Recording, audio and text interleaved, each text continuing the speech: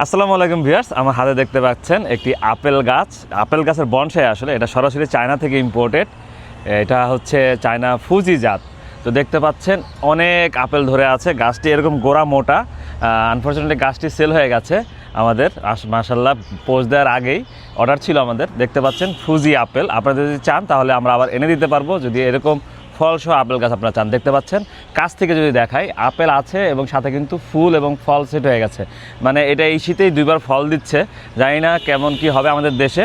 যারা আপেল গাছ সংগ্রহ করতে চান তারা কিন্তু এই আপেল গাছের চারা সংগ্রহ করতে পারবেন আমাদের কাছ থেকে। সামনে 15 তারিখ ইনশাল্লাহ আমাদের কাছে চারা চলে আসবে চায়না থেকেই, ফুজি জাতের চারা। তবে এই জাতের চারাগুলো কিন্তু যেই সব এলাকায় 7 ডিগ্রি থেকে 10 ডিগ্রি সেলসিয়াসের মতো তাপমাত্রা নেমে আসে শীতকালে, সেই সব এলাকায় ফল দিবে, আমি বলে দিচ্ছি।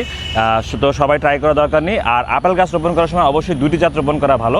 দুটি জাতে হলে গিয়ে ক্রস পলিনেশন হয় ভালো এবং ফলন ধরে ভালো। একটি জাত লাগালে কিন্তু ফলন হয় না। তো যারা শৌখিন ছাদ বাগানি আছেন বা শৌখিন বাগানি আছেন, তারা একটি ফুজি আপেল গাছের চারা আমাদের কাছ থেকে সংগ্রহ করে নিতে পারেন।